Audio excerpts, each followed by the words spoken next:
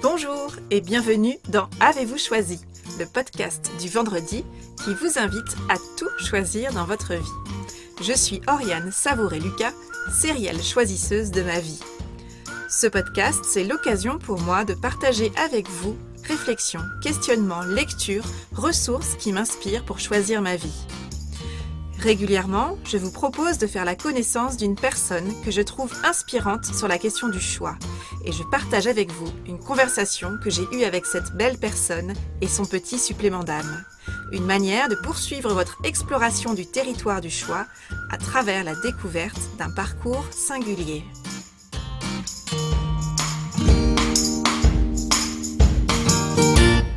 Aujourd'hui, je vous propose de faire la connaissance de Christophe, mon ami guitariste. Christophe, je vous en ai parlé dans l'épisode 19, Danser avec joie dans les chaussures du débutant. Cet épisode fait également écho à l'épisode 3, Bye bye la Saint-Glinglin. Je vous invite donc à écouter ou à réécouter ces épisodes si le cœur vous en dit.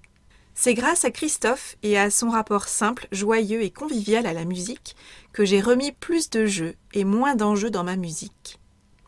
Avec Christophe, nous avons créé il y a quelques années le groupe Swing Twice, qui est au départ un duo acoustique folk-rock, né de notre goût commun pour la musique, les reprises de chansons revisitées et la convivialité. Christophe joue de la guitare et a des goûts musicaux très éclectiques. À 16 ans, quand il fermait les yeux, il se voyait sur scène en train de jouer de la guitare. Et c'est ce qu'il réalise depuis que ce rêve a pris forme. Un rêve qui n'a jamais été guidé par l'envie de devenir célèbre, mais toujours par celle de jouer avec et pour les autres. Christophe, c'est un musicien passionné qui cumule une trentaine d'années de concerts un peu partout et au sein de plusieurs groupes de musique. Il n'a pas suivi de cursus musical académique, il a appris la musique au gré des rencontres humaines et musicales et grâce à sa curiosité et à son insatiable envie de découvrir, d'apprendre et de comprendre. Après avoir accordé pendant de nombreuses années une place importante à la musique en parallèle de son activité professionnelle, Christophe a choisi il y a 7 ans maintenant de devenir, selon ses propres termes, un amateur professionnel de la musique. Christophe anime des ateliers musicaux dans un lieu qu'il appelle La Cabane, une grande salle dédiée à la musique qu'il a aménagée chez lui, à Mauléon, dans les Deux-Sèvres. Cette salle, c'est le rêve de tous les musiciens. Il y a une scène, des claviers, des guitares, 2 batteries, des micros, des canapés pour le public, du sourire et de la bonne humeur, en veux-tu, en voilà. Christophe ne se qualifie pas de professeur de musique, mais d'animateur qui utilise comme support la musique. À la cabane, Christophe propose un lieu pour permettre à des apprentis musiciens, petits ou grands, et à des groupes, existants ou à construire, d'apprendre la musique en la pratiquant, de jouer ensemble, en partant des envies de musique de chacun et avec pour leitmotiv le plaisir de la musique, quel que soit son niveau. Au cours de notre conversation, Christophe et moi avons parlé de sa découverte tardive de la musique et de son choix de faire une grande place à la musique dans sa vie. De ses choix de vie, guidés par sa curiosité, sa soif de découverte toujours renouvelée, son goût pour les relations humaines et son envie de transmettre et de partager. De sa vision de la musique, qu'il considère comme un vaste territoire à explorer avec plaisir et dans lequel chacun peut trouver sa place pour exprimer sa singularité, son humanité et sa créativité, quel que soit son niveau. De son envie de créer un lieu et des conditions pour mettre les gens en lien et en joie grâce à la musique. De son envie d'ouvrir des portes avec la musique et de ne pas cantonner la pratique musicale à une série de règles à suivre et de contraintes auxquelles il faudrait se plier et qui viendraient fermer des portes aux aspirants musiciens et éteindre la flamme de leur envie de musique. Du fait que la vie dure une poignée de secondes et qu'il n'y a pas de meilleur moment que maintenant pour commencer la musique si l'envie de nous y mettre nous chatouille. Ou encore de sa joie d'accompagner ses élèves et de les voir commencer un cours avec le sourire, parce qu'ils ont envie de jouer de la musique, et finir le cours avec le sourire parce qu'ils ont eu plaisir à jouer de la musique. Vous êtes prêts? Alors c'est parti, branchez la guitare, entonnez le tambour, moi j'accorde ma basse. 1, 2, 3, 4. Bonjour Christophe. Bonjour Oriane. Merci beaucoup d'avoir accepté mon invitation dans Avez-vous choisi? Tu ne te qualifies pas de professeur de musique, Non. Mais tu proposes des ateliers musicaux. Oui. Donc comment tu qualifierais ton métier aujourd'hui? Alors, mon métier, pour moi, c'est animateur musical. C'est-à-dire qu'en fait, je fais de l'animation et mon support d'animation, c'est la musique. Je considère que je suis plus animateur que professeur. Moi, personnellement, j'ai jamais pris de cours de musique. J'ai appris beaucoup en rencontrant des gens, en faisant des concerts. Et l'idée, c'est de proposer des ateliers de musique ouverts au plus grand nombre et de pratiquer la musique et d'apprendre par ce biais-là. C'est une autre approche de l'apprentissage, c'est apprendre en faisant les choses. Ce que je trouve intéressant moi, dans ton parcours, c'est que quelque part, cette activité que tu as lancée il y a maintenant... C'était dans ta 7e année. Je commence la 7e année, là. C'est arrivé parce qu'il y a des gens qui, en gros, étaient inspirés par ton parcours aussi musical. Oui. Et ça t'a amené à te dire, finalement, ce que me demandent les gens, ça n'existe pas vraiment. Donc, dans quelle mesure, moi, je pourrais choisir de le proposer également? J'ai rencontré beaucoup de gens qui m'ont demandé, parce qu'ils voulaient apprendre, en fait, à faire de la musique. Et je leur disais, allez-y, faites-le, quoi. Pourquoi vous ne faites pas de musique? Et en fait, il y a toujours une petite barrière qu'on se dit, non, mais il faut être capable de faire du solfège, il faut aller dans une école, il faut avoir toute la technique avant de se permettre de faire de la musique. Et en fait, c'est très bien d'apprendre à lire la musique ou d'apprendre la théorie sur la musique, mais on peut très bien juste prendre du plaisir à faire un peu de musique comme ça, sans chercher forcément à avoir toute l'explication. Moi, mon but, c'est que les gens passent un bon moment avec la musique. Voilà. Qu'est-ce qui t'a amené jusqu'à la musique, justement? Alors, en fait, j'ai commencé la musique à l'âge de 16 ans. Chez moi, dans ma famille, il n'y avait pas tellement un environnement musical. Mes parents n'écoutaient pas de musique tellement, à part aller danser, voilà, quand on sortir dans les bals ou des choses comme ça. Et donc, j'ai écouté de la musique étant adolescent, mais pas tellement non plus, quoi. On ne baignait pas du tout dans cette ambiance-là. Et un jour, quelqu'un a proposé à une bande de copains, dont je faisais partie, de faire voir pour faire démarrer, pour expliquer pour la musique. Finalement, ce que je fais aujourd'hui. Ouais. Voilà. Et du coup, c'était une approche, voilà, on fait voir à la guitare comment on place les accords, etc., etc. Et ça, moi, ça m'a permis d'apprendre des choses très basiques au départ, et puis petit à petit de rencontrer plein de gens. Et en fait, quand j'ai découvert la musique, pour moi, c'est quelque chose de magique, la musique. C'est-à-dire que si on réfléchit bien, c'est un morceau de métal qui vibre sur un morceau de bois, par exemple, ou je sais pas, enfin, c'est des choses très rudimentaires et ça donne des choses fantastiques. Et donc, ce côté-là, ce côté magique, ça fait que toute ma vie, tout le temps, quand je vois quelque chose qui se rapporte à la musique, je suis passionné par ça. Et donc, j'essaye de comprendre, de comprendre ce qu'il en est, comment ça fonctionne, que ce soit pour un instrument ou une partition ou un morceau. Quand je vois quelque chose qui tourne autour de la musique, en fait, je m'y intéresse et j'essaye de le faire et de le comprendre. Des fois, on me dit « t'es autodidacte ». Je dirais pas autodidacte parce qu'en fait, moi, je considère que j'ai appris avec tout le monde, quoi, en fait. À chaque rencontre de musiciens, même aujourd'hui, on découvre quelque chose. On apprend quelque chose de nouveau. C'est le côté humain de la musique. Au gré des rencontres, on apprend une petite chose, une autre qu'on découvre. Et c'est ça qui m'a toujours intéressé. Et du coup, c'est ce que j'essaye de retransmettre dans mes activités actuelles. En fait, je regarde où en est la personne qui est en face de moi dans la musique.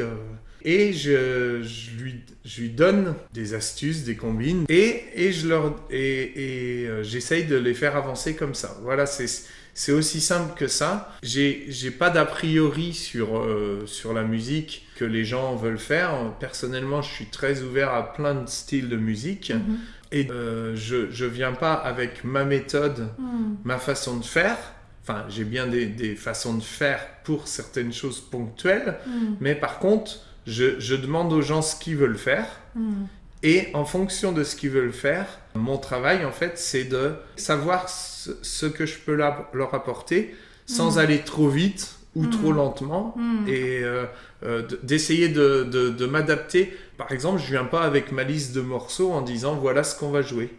La première chose, c'est d'abord d'avoir une envie de jouer. Si on veut jouer de la musique, la première chose à faire, c'est d'écouter la musique.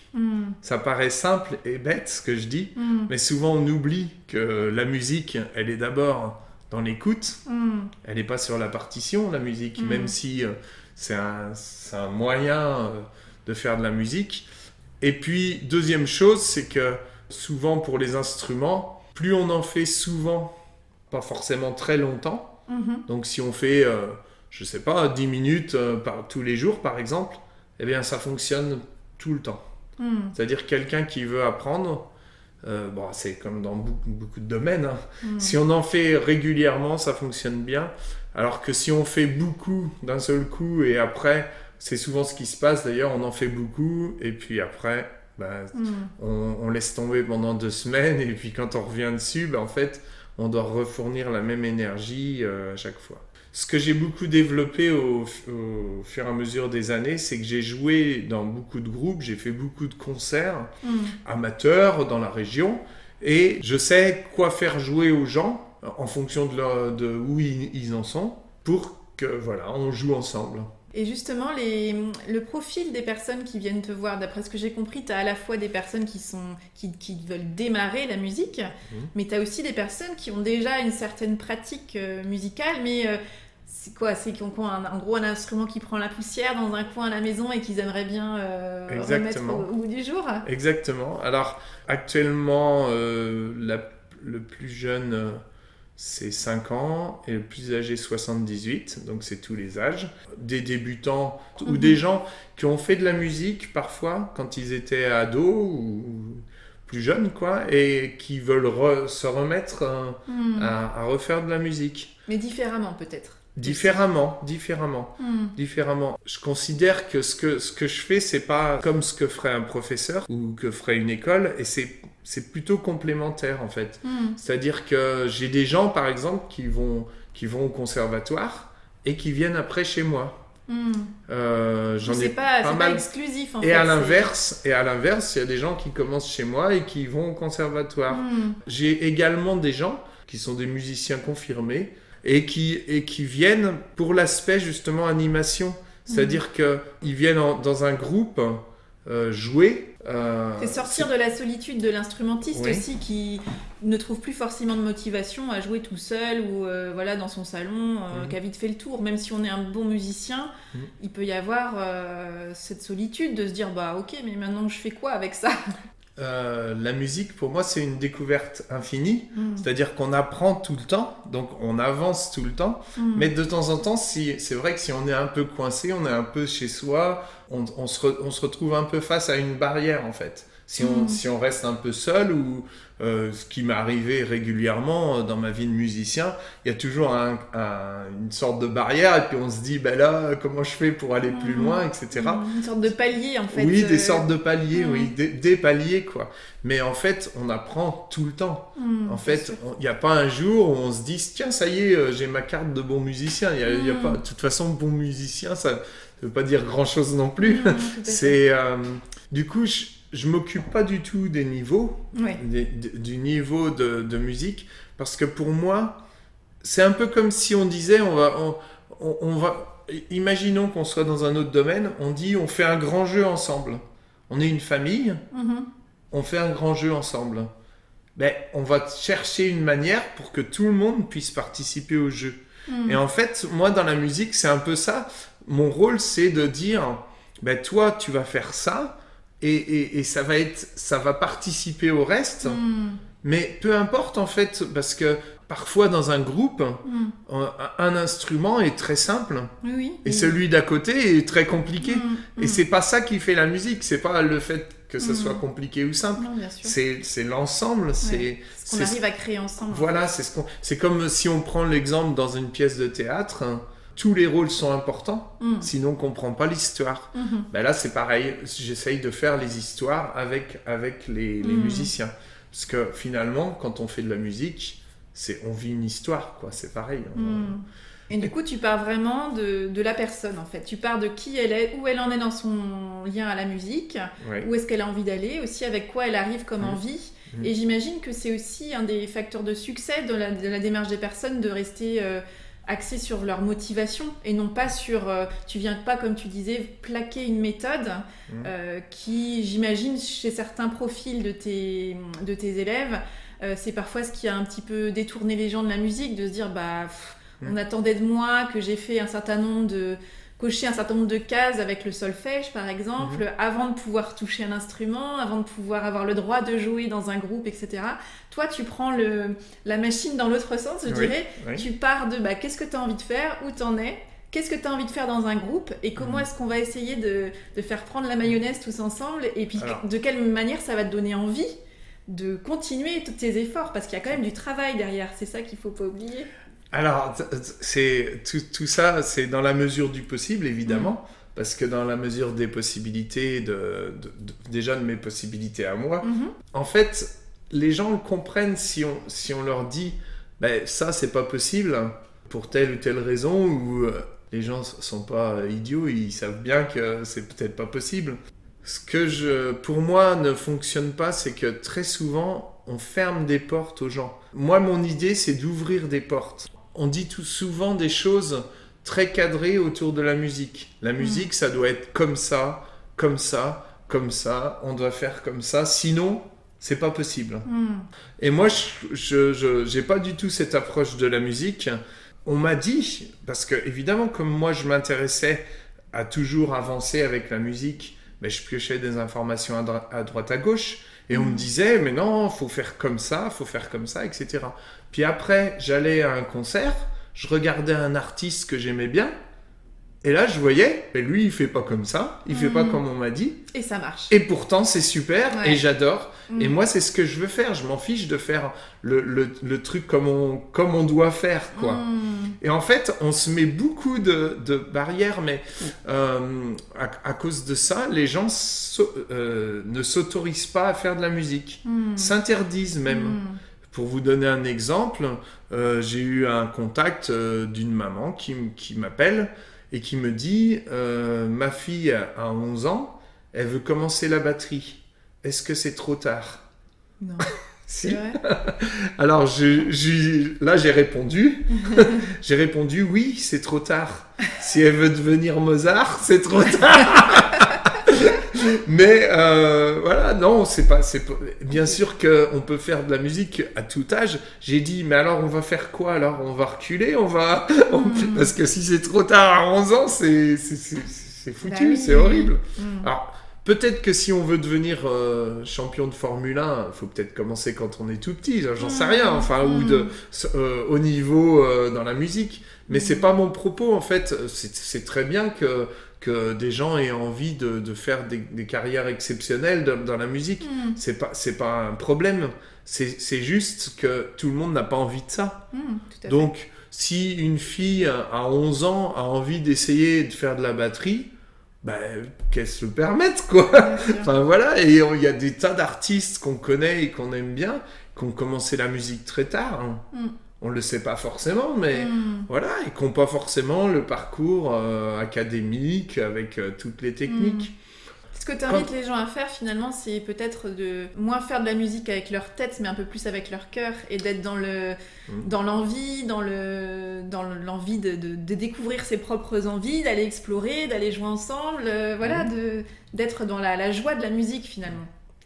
Oui, c'est le but. Si quelqu'un arrive chez moi avec le sourire et repart avec le sourire, je suis content. Parce que s'il arrive avec le sourire, c'est qu'il a eu envie de venir me voir. Et s'il repart avec le sourire, c'est qu'il est content d'être venu, quoi. Donc, c'est vraiment... pour moi, c'est lié. Parce que la musique... et ça, c'est mon point de vue personnel. La musique, c'est une expression un peu personnelle, mais elle est d'abord, avant tout, dans les instants qu'on vit avec les autres, en fait. Parce que quand on joue avec d'autres, il se passe quelque chose, Et en fait, la musique, c'est une photo de ce qu'on a vécu à un moment donné. Et c'est ça qui m'intéresse, personnellement. Je préfère que ça soit moins parfait, la musique, qu'il y ait des erreurs, des choses. Mais après tout, si j'organise un repas convivial à la maison, je m'attends pas à ce que tout le monde soit parfait, quoi. C'est pas le but. C'est plus le moment qu'on passe. Est-ce qu'il va être sympa? Est-ce qu'il va pas être sympa? Évidemment, on essaye de faire que ce soit bien, mais... Et que comment chacun contribue humain. à faire de ce moment un moment sympa. Oui, oui, tout à fait. En fait, mon approche de la musique, c'est de me dire, plutôt que de prendre exercice A, exercice B, exercice C, etc., et puis on progresse, ce qui est fait souvent dans les écoles, on prend un exercice un petit peu plus dur à chaque fois, et puis on avance, ce qui est très bien si on veut apprendre, voilà, c'est ce côté un peu plus, entre guillemets, technique de la musique. Eh bien, en fait, mon approche, c'est de dire, qu'est-ce que tu veux jouer? Tu veux jouer tel morceau? Eh bien, à moi de trouver une manière simple de le jouer et de te le faire jouer. Alors évidemment, si quelqu'un veut jouer un morceau, certains morceaux, des fois, c'est pas possible de faire... La marche est trop haute. La marche peut être trop haute dans certains domaines, mais c'est plutôt rare parce que la plupart des gens veulent jouer des chansons qu'ils entendent à la radio, veulent jouer des morceaux qui ont Voilà, exactement. Et si après quelqu'un me dit, moi ce qui m'intéresse, c'est de lire une partition pour pouvoir jouer des morceaux classiques, etc., ben, je leur dis, va voir un professeur, parce que c'est pas mon rôle, c'est pas vraiment la démarche, quoi. Donc, je pense que c'est complémentaire. Depuis des années, je joue beaucoup avec des anglo-saxons et ils ont une approche totalement différente de la musique. On a souvent une approche très théorique de la musique, alors que les anglo-saxons que j'ai rencontrés, c'est pas forcément tout le monde, mais ils ont souvent une approche très spontanée. Ils sont très étonnés quand on leur dit que, par exemple, en France, il faut faire 1 année de solfège avant de pouvoir toucher un instrument. Ils sont très très étonnés. La plupart du temps, ils éclatent de rire en pensant que c'est une blague, quoi. Mais c'est ce qui peut être bloquant aussi. C'est ce qui peut... Tu disais tout à l'heure, c'est important de savoir s'autoriser à, mais c'est pas que pour la musique finalement, c'est pour les arts en général et puis la vie en général. Oui. Et c'est vrai que pour ça, la musique peut être une bonne école si on a la chance d'être accompagné comme tu le fais dans la découverte de la musique. C'est comment est-ce qu'on peut se dire que la musique, c'est une ouverture sur le monde, une ouverture à soi, une ouverture aux autres en général. Et puis comment est-ce qu'on peut s'autoriser à aller vers d'exploration de cet univers? C'est un univers à part entière finalement, la musique. Et justement, quel est le premier petit pas concret que tu conseillerais à une personne qui se dirait moi, la musique, soit j'en ai déjà fait mais ça fait longtemps que j'en ai plus fait, j'aimerais bien m'y remettre, soit j'ai jamais osé passer le cap de jouer d'un instrument? En fait, au début, quand on commence un instrument, on a envie d'avoir un résultat tout de suite. Même quand on joue plus tard, c'est pareil. Instinctivement, on est fait comme ça, on a envie d'avoir tout de suite le résultat. Et ce qui est très frustrant au début, c'est qu'on n'a pas forcément le résultat tout de suite. Bon, c'est vrai que si on appuie sur une touche de piano, on a tout de suite le son. Ça, c'est l'avantage du piano. Mais après, c'est pas pour ça qu'on sait jouer un morceau forcément. D'accord ? Et à la guitare particulièrement, quand on commence, on n'a pas trop le son est pas trop là, ou ça donne pas quelque chose de super. Mais ce sont des étapes tout à fait normales. Le violon, c'est pareil, c'est encore pire. Là, on n'a vraiment aucun. Je sais pas, la flûte, enfin, bon, plein d'instruments. Il y a un côté ingrat au départ. Il y a un côté très ingrat. Voilà. Et en fait, je dirais, la première chose, c'est de ne pas s'occuper des gens qui sont autour et qui donnent des conseils. Enfin, qui donnent des conseils, qui font des jugements sur ce qu'on fait, parce qu'ils n'ont aucune idée du temps que ça prend et de l'énergie que ça demande avant de jouer. Parce que c'est vraiment une question de constance et de continuité, quoi, de motivation. Quand on n'arrive pas à faire quelque chose, c'est un gros problème, c'est un ensemble de petits problèmes. Et si je vous dis, mettez vos doigts ici et puis appuyez comme ça, bah, tout le monde va y arriver. Si on décompose les gros problèmes en petits problèmes, en fait, ça fonctionne. Donc, toujours la même chose, jouer souvent. S'il y a quelque chose qu'on n'arrive pas à faire, c'est que ça va trop vite. Alors ça, on n'aime pas ça, parce qu'on aime bien que ça aille vite. Mais c'est que ça va trop vite. Si on prend le temps de le faire, on arrive beaucoup mieux. Quand on fait un nouveau geste, alors ça, c'est pas facile de le faire tout seul, parce qu'en fait, on a besoin de gestes quand on fait un instrument, peu importe l'instrument. On a besoin d'apprendre des nouveaux gestes qu'on n'a pas dans notre gestuelle habituelle. Et des synchronisations entre les différents membres, entre les doigts, enfin, etc. Et pour arriver, mais ça je l'ai découvert lors de mon activité parce que je le faisais peut-être un peu instinctivement, et en fait j'ai eu une orthophoniste qui est venue dans mes ateliers, mais je savais pas qu'elle était orthophoniste, et elle m'a dit oui, c'est entre 3 et 7 fois qu'on doit faire un geste réussi pour que le cerveau l'enregistre, vraiment. D'accord, l'intègre. Et en fait, la technique c'est toujours la même. Si on n'arrive pas à jouer quelque chose, c'est que ça va trop vite. Donc il faut chercher à quelle vitesse on y arrive dans un rythme donné, même si c'est vitesse escargot, comme je dis toujours, c'est pas grave. Donc on le fait 5 fois, 10 fois, 15 fois s'il faut. On le fait le temps qu'il faut, mais pas vite. De manière à le réussir. De manière à le réussir. Et une fois qu'on l'a réussi, on l'a intégré et c'est bon. Et après, ça veut dire qu'on va l'accélérer doucement. Si vous faites ça, vraiment, ça fonctionne tout le temps. J'ai jamais vu une fois où ça fonctionnait pas. Là, je suis vraiment rendu dans la technique du geste. C'est important parce que c'est ce qui peut effectivement décourager au démarrage, notamment sur des instruments qui sont... voilà, si on apprend, c'est comme l'apprentissage d'une nouvelle langue, on apprend un nouveau langage et il faut le temps de s'en imprégner. On est tous pareils, moi je suis pareil. Quand on sait faire quelque chose, on dit c'est facile. Et quand on ne sait pas faire quelque chose, on dit c'est difficile. Donc, si quelqu'un me dit c'est facile, ça, je dis ben ça dépend. Si tu sais le faire, tu diras que c'est facile. Si tu sais pas. Et donc, c'est pour ça que c'est compliqué parce que, en fait, si on veut commencer un instrument, on va vous dire il faut faire comme ça, il faut faire tel geste. Et là, votre cerveau, vous allez avoir enregistré, ben oui, il faut que je place mes doigts à tel endroit, il faut que je fasse tel geste, pas de problème. Mais c'est pas parce qu'on l'a compris qu'on saura faire le geste. Donc, ce côté, notre cerveau, il apprend les gestes doucement, lentement. Il apprend jamais les gestes rapidement. Et si on prend cet exemple de facile ou difficile, est-ce que c'est difficile de marcher ? Tu dirais pas, c'est difficile, hein, Oriane. Bah non, maintenant c'est mais facile. Quand tu avais 1 an, c'est ça. ou je sais pas, ou quelques mois, et qu'il fallait que tu apprennes, on est tous passés par une stade très très difficile, alors que ça nous semble très facile de marcher. Eh bien, la musique, c'est que ça. Et quand je veux apprendre quelque chose de nouveau, et que je m'applique vraiment ce que je viens de dire, en fait, on peut tout faire, mais il faut voilà. Faut pratiquer. Alors, ça demande de l'énergie et du temps. C'est ça. ça. Donc, finalement, c'est choisir un instrument de musique. C'est accepter l'idée qu'au départ, il va y avoir une phase forcément où il va falloir apprendre et que ça demande du temps, de l'énergie et de la persévérance. En fait, le temps que ça demande, c'est ce que je disais au début, c'est pas longtemps.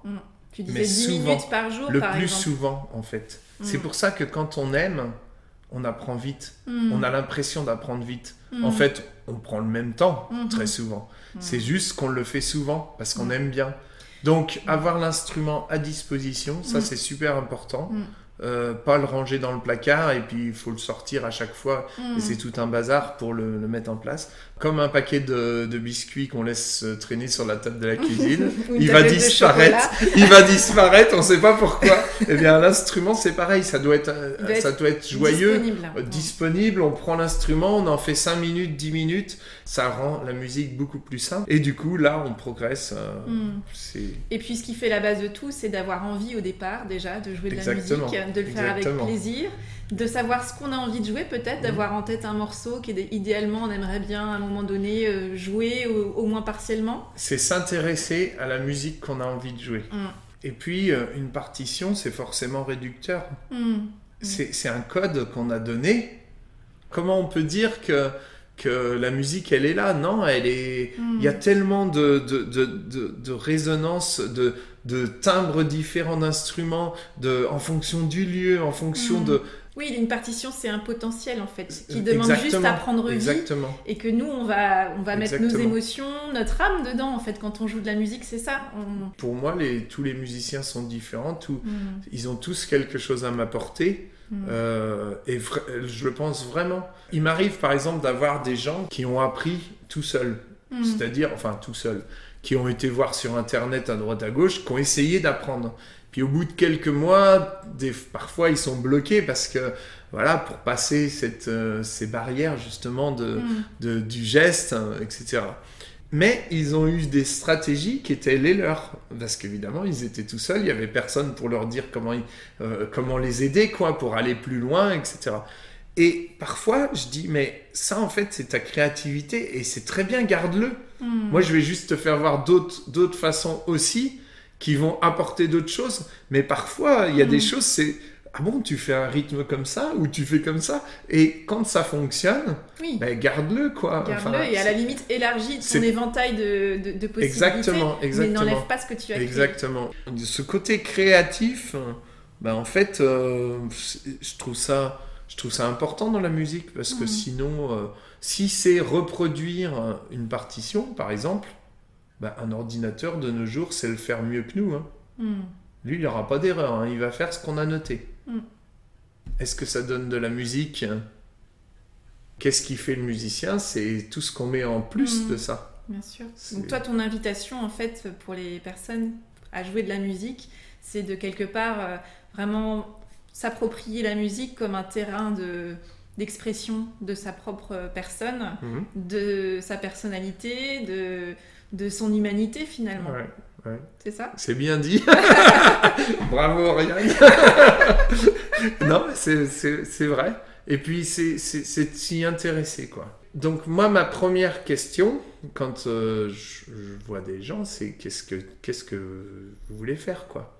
Et j'ai eu le cas, par exemple, une fois, une fille qui était assez jeune.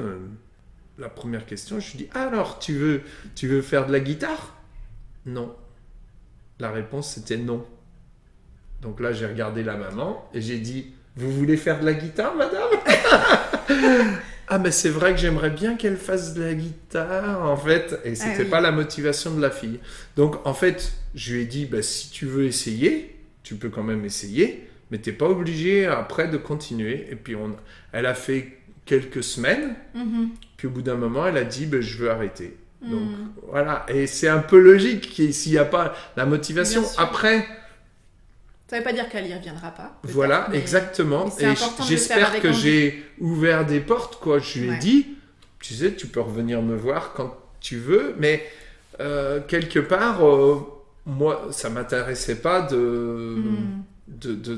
Et je pense que tu as presque ouvert des portes pour cette petite fille. C'est-à-dire que le jour où elle voudra faire de la musique, elle y viendra avec plaisir parce qu'on ne l'a pas forcée à jouer de la musique. Je pense que c'est l'intention que tu as posée aussi. C'est ce que j'avais envie de faire. Et tu as probablement peut-être ouvert des portes pour la maman. Alors pour là, je ne sais pas. Un jour venir prendre des cours de guitare pour elle-même. Je ne sais pas, c'est possible. C'est possible. C'est passionnant parce que en fait, je découvre avec les gens qui viennent que souvent on a tendance à mettre des étiquettes, à dire oh tiens tel profil, c'est des jeunes, ils vont vouloir faire tel type de musique. Pas du tout.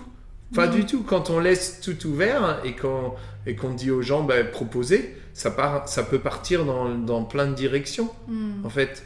Et puis ça les positionne en acteurs aussi de leur apprentissage, de pas attendre finalement un peu comme un consommateur, donnez-moi le morceau qu'il va falloir que je joue. Ça met aussi les gens dans une logique de ah oui, alors on me demande ce que je veux, mais qu'est-ce que je veux justement, et d'aller avoir la curiosité d'aller écouter de la musique, de se dire bah oui tiens ça me plairait pas mal, et puis peut-être d'aller découvrir des choses qu'on n'aurait pas spontanément eu l'idée de demander initialement. Ce que je trouve aussi très intéressant dans ton parcours, c'est que finalement, là, tu expliques donc ton activité, et en même temps, ça n'a pas toujours été ton activité professionnelle. Pas du tout. Donc est-ce que tu peux, parce que je trouve ça très inspirant aussi de voir en quoi nos chemins professionnels sont de moins en moins linéaires et que ça marche aussi. Et je trouve que pour les plus jeunes qui nous écoutent et les moins jeunes aussi, ça peut être une source d'inspiration. Donc est-ce que tu peux nous expliquer un petit peu ton parcours ? Pour moi, la vie, c'est de toujours avancer dans le sens de la découverte.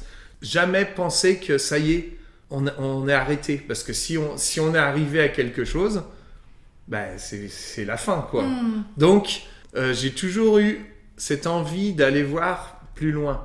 Alors, à la base, j'ai pas du tout de formation dans le domaine musical, comme je vous ai déjà dit. J'ai une formation plutôt technique, à la base, que j'aimais beaucoup.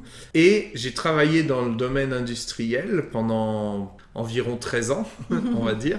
J'ai travaillé d'abord dans un atelier pendant 5 ans sur des machines un peu particulières, un peu spéciales, où j'ai beaucoup apprécié cette expérience.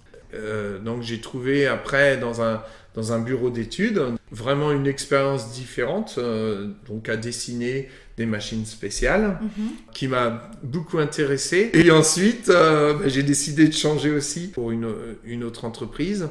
Ça n'a pas très bien fonctionné dans l'autre entreprise. Les rapports humains dans cette entreprise ne correspondaient pas à ma vision du travail, quoi. Je me suis retrouvé sans emploi. Du coup, je me suis posé un petit peu les questions. Qu'est-ce que je vais faire, etc. Et j'avais eu cette envie, lors de mes études, de pouvoir transmettre des choses et d'enseigner, notamment. C'était quelque chose qui me plaisait bien.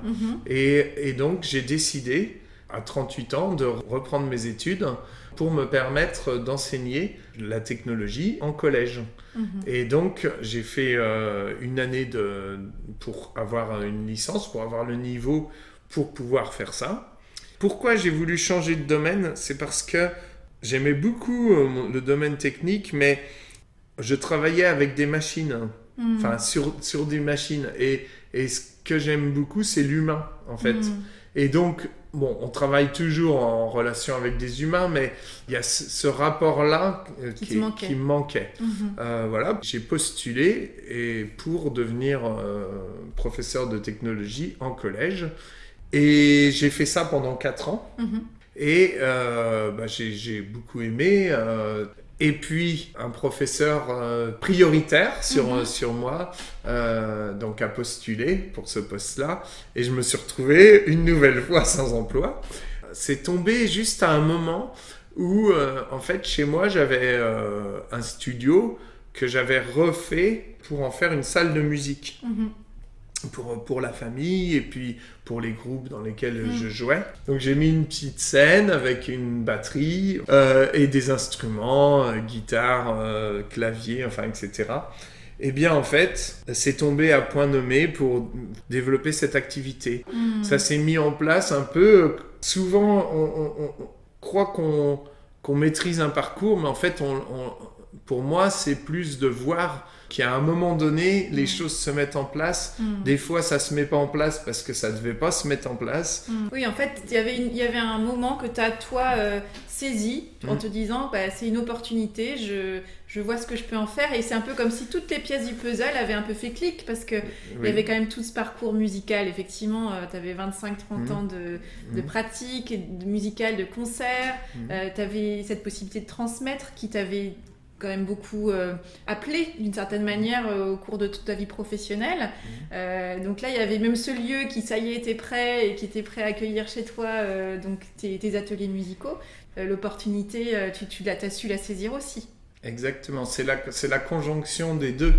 En fait, c'est rêver de quelque chose et savoir à un moment donné, essayer la chose. C'est aussi grâce à mon épouse et à ma famille qui étaient tout à fait favorables à tenter aussi. Je pense que la planification de quelque chose, elle doit venir aussi avec un ressenti. Est-ce que je peux assumer ça ? Est-ce que je peux le faire ? Est-ce que j'en ai envie ? Est-ce que j'ai envie de faire comme ça ? Quel est le prochain projet que tu as envie de porter Je pense que les idées sont infinies. Là, j'ai un travail à vie, si je veux. Mais après, je vois ça comme mon activité en ce moment. Mais je sais pas, les choses peuvent évoluer aussi dans les années à venir. Tu restes ouvert et curieux. Moi, oui, voilà, c'est ça. Je ne sais pas si je ferai ça pendant... tout le temps, quoi. À voir.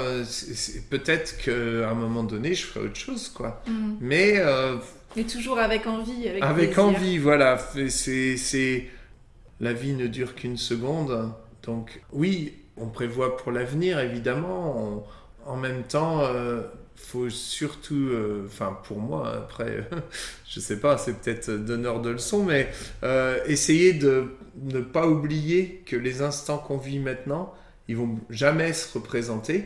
Donc c'est maintenant. Si je vois des gens par exemple qui me disent toute ma vie j'ai eu envie de faire de la musique et je me suis dit je ferai ça quand je serai retraité.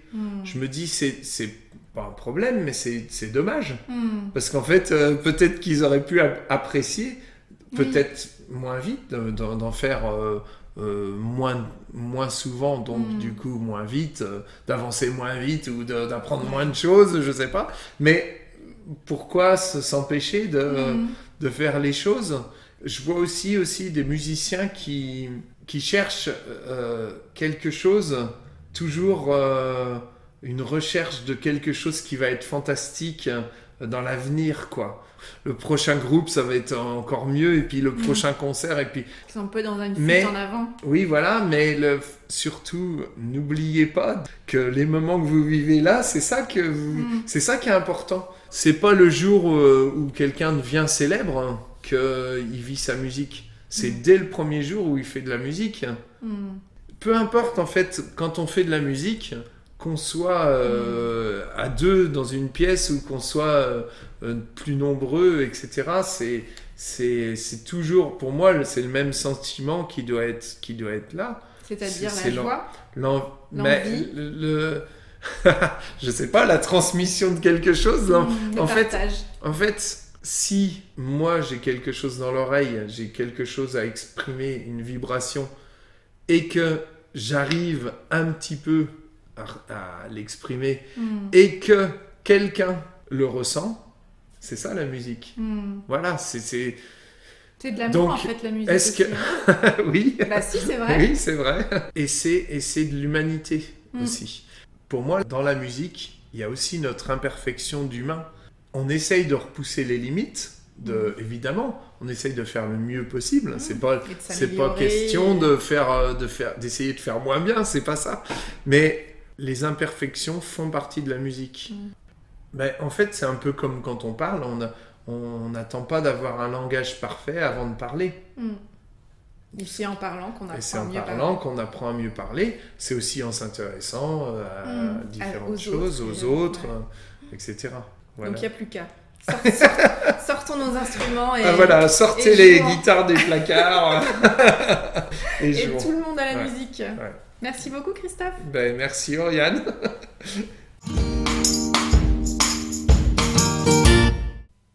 Un grand merci à Christophe pour sa confiance, son éternel sourire, sa légendaire bonne humeur, sa simplicité et sa gentillesse. Alors, que vous a inspiré cette conversation?